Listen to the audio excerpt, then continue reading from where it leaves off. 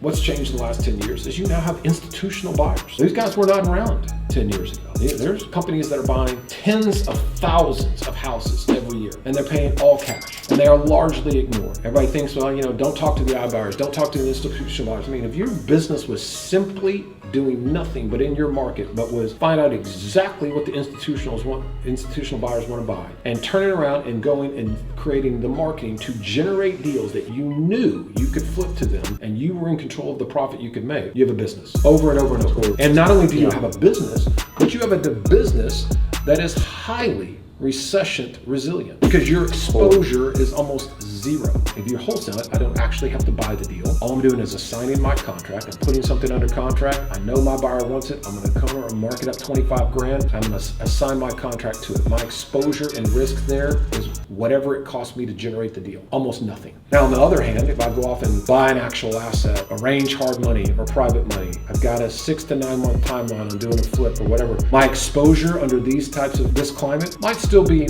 low, but it's there. I can for sure get caught. If I go and do a BRRRR strategy, I'm still rehabbing the property, I'm still renting the property, and now my debt element of when I'm going to refinance just changed very dramatically in the last 6 months. Thought I was going to be able to refinance at 3, now I've got to refinance at 6 or 7. If you don't think that changes that strategy dramatically, it 100% does. Gone. So I think that what people should be doing is really focusing on, really understand wholesaling and how to limit exposure and create real good cash flow. Definitely make sure that you are being much more conservative on any fix and flips you're doing. What happens if you got a flip that you were projecting you were going to sell for 800 grand? What happens if you have to sell it for 6? If you're not thinking like that, then you have no business doing a fix and flip, period. Because it could happen. A 20% haircut on the pricing correction could happen. And if it does, if you're screwed, then don't put yourself in that situation. Same thing on the BRRRR strategy. If you're focused on wholesaling and you're focused on creative deal structure, acquiring properties with subject tos, creative type deals, or even selling deals with seller financing, you're going to be just fine. If you're not focused on those areas, then you need to get